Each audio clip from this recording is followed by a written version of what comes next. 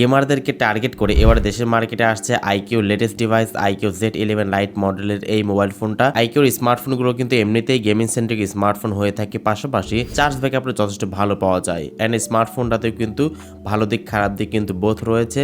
স্মার্টফোনটাতে ব্যবহার করা হয়েছে 6.74 ইঞ্চি সাইজের 120 হার্জ রিফ্রেশ যুক্ত IPS LCD panel. Latest Android version থাকছে অ্যান্ড্রয়েড 16 এর সুবিধা। মিডিয়াটেক ডায়মেনসিটি 6300 চিপসেট ব্যবহার করা হয়েছে এখানে। ব্যাক সাইডে ব্যবহার করা হয়েছে 50 মেগাপিক্সেল ক্যামেরার সুবিধা। 6500 mAh ম্যাসিভ ব্যাটারি সেটআপের সঙ্গে থাকছে 44 ওয়াট চার্জিং সুবিধা, আরো থাকছে উল্লেখযোগ্য ফিচার। তো আইকিউ Z11 লাইট স্মার্টফোনটা কি আসলে আপনার জন্য ভালো হবে নাকি খারাপ হবে, ফোনটার প্রাইস কত, ক্যামেরা এবং গেমিং সম্পর্কে বিস্তারিত আলোচনা হবে আজকের এই ভিডিওতে। অবশ্যই ওয়াচ করবেন সম্পূর্ণ। যারা এখনো চ্যানেলটিকে সাবস্ক্রাইব করেননি অবশ্যই সাবস্ক্রাইব করে বেল আইকনটিকে অল সিলেক্ট করবেন পরবর্তী প্রত্যেকটা ভিডিওর আপডেট সবার আগে পাওয়ার জন্য। চলুন তারা শুরু করি আজকের ভিডিও। ফার্স্ট অফ অল স্মার্টফোনটার ডিজাইন এন্ড লুকস এর কথা বলতে গেলে স্মার্টফোনটার ব্যাক সাইডে ডিজাইনটা ভালো লাগলেও ফ্রন্টে কিন্তু পছন্দ একদমই হয়নি। ফ্রন্টে ব্যবহার করা হয়েছে সেই পুরাতন দিনের ওয়াটার ড্রপ নচ যুক্ত ক্যামেরা, পাশাপাশি ডিসপ্লে চিন বেজেল এরাগুলো কিন্তু অনেকটা মোটা রাখা হয়েছে। ন্যারো করা গেলে অবশ্যই আরেকটু বেশি প্রিমিয়াম লাগতো। প্লাস্টিক বিল্ডের ফোন এটা। 209 গ্রামে স্মার্টফোনটার ওয়েট রাখা হয়েছে 8.4 মিলিমিটার এর থিকনেস রাখা হয়েছে। সেই সাথে স্মার্টফোনটাতে ব্যবহার করা হয়েছে IP65 রেটিং, মানে টুকটাক বেশি ছেড়ে ফোটাকে স্মার্টফোনটা পোর্ট্রেট করতে পারলেও বেশি পানি সংস্পর্শে নিয়ে যাওয়া বা under water photography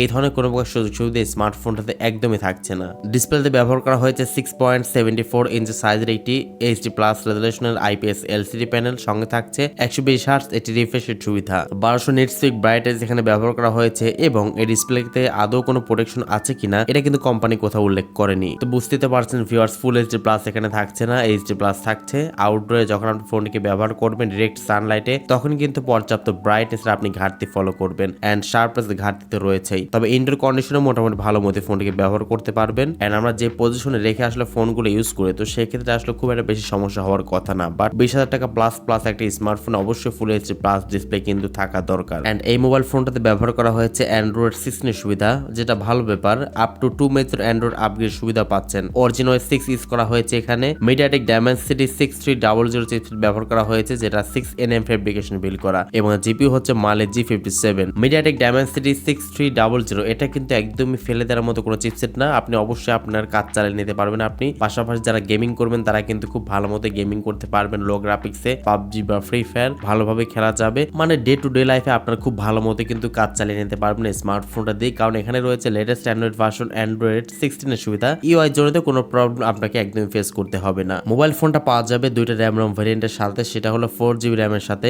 128GB internal storage, এবং আরেকটি ভ্যারিয়েন্ট হচ্ছে 6GB RAM 128GB internal storage. ক্যামেরাতে ব্যবহার করা হয়েছে ব্যাক সাইডে মেইন ক্যামেরা হচ্ছে 50 মেগাপিক্সেল মেইন ক্যামেরা। সেকেন্ড ক্যামেরাটি হচ্ছে একটি অক্সিলারি সেন্সর ইউজ করা হয়েছে। ফ্রন্টে ব্যবহার করা হয়েছে অনলি 5 মেগাপিক্সেল ক্যামেরা সুবিধা। ফ্রন্ট ক্যামেরাটা কিন্তু এখানে অনেকটাই কম হয়ে গেছে, এখানে অ্যাটলিস্ট 8 মেগাপিক্সেল অথবা 13 মেগাপিক্সেল ক্যামেরা দিতে পারলে আইটি বেশি ভালো হতো অবশ্যই। যাই হোক, ফোনটার সামনে পেছনে বোথ সাইডে আপনি সর্বোচ্চ 1080p 30fps এ ভিডিও শুট করতে পারবেন। ভিডিও কোয়ালিটি ফটো কোয়ালিটি হবে একদমই এভারেজ, একদমই বেসিক, মানে এই প্রাইস পয়েন্ট স্মার্টফোনে আমি অবশ্যই আইটি বেশি ভালো আশা করেছিলাম, বেশ করে এই ফ্রন্টের সেলফি ক্যামেরাটা এন্ড ছবির কোয়ালিটি তো আপনারা দেখতেই পারছেন। ডে লাইট কন্ডিশনে প্রপার আলোতে মোটামুটি ভালো ছবি ক্যাপচার করতে পারে স্মার্টফোনটা। তবে ফ্রন্টের ক্যামেরা রেজুলেশনটা আরেকটু বেশি হলে অবশ্যই বেশি ভালো হতো, সেলফি লাভারদের জন্য আরেকটু ভালো হতো অবশ্যই। এছাড়া ফোনটাতে ব্যবহার করা হয়েছে loud speaker, 3.5 millimetre headphone Jack এখানে রয়েছে, যেটা ভালো ব্যাপার। NFC সুবিধা আপনি পাচ্ছেন না এখানে। সাইড মাউন্টেড ফিঙ্গারপ্রিন্ট স্ক্যানার সুবিধা পাচ্ছেন না স্মার্টফোনটাতে। তো অ্যাটলাস ফোনটার ব্যাটারি নিয়ে বলতে গেলে ফোনটার ব্যাটারিতে ব্যবহার করা হয়েছে 6500 mAh একটি ম্যাসিভ ব্যাটারি সেটআপ এবং 44 ওয়াট চার্জিং সুবিধা এই স্মার্টফোনের বক্সের সাথে আপনি পেয়ে যাচ্ছেন।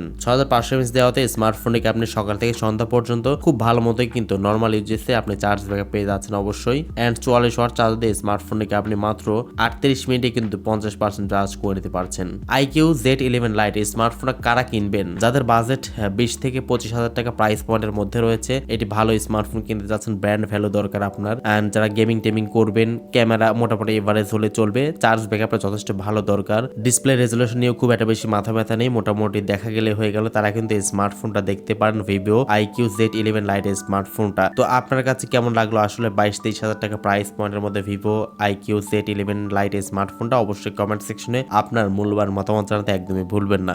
আজকের মতো এই পর্যন্তই। আসসালামু আলাইকুম।